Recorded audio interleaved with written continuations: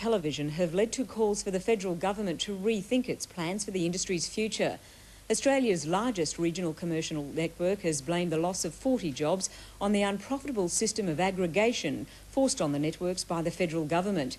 The head of the Channel 10 affiliate, QTV, has warned that taking television to rural Australia under the government's plans for pay TV won't be profitable either. QTV's cutbacks come hot on the heels of sackings in other networks forced to open regional newsrooms in line with aggregation.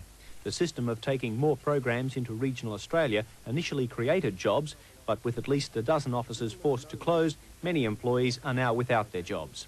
The latest closures mean 40 job losses in regional Queensland, where QTV, the Townsville-based broadcaster, had expanded. But like other regional networks around the country, profits plunged after QTV was forced to make huge capital outlays. We're talking a sort of capital costs of about $25 million and very substantial increases in operating costs. And it's turned out that this market simply isn't big enough to support 3 competing services. But other networks too say they've been forced down the same track. Now they're looking even further to pay TV.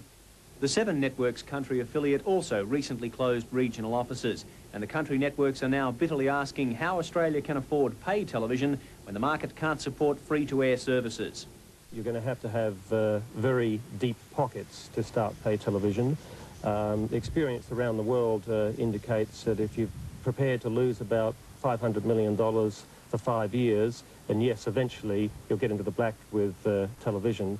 Federal Communications Minister Bob Collins can expect some angry phone calls from state politicians on Monday.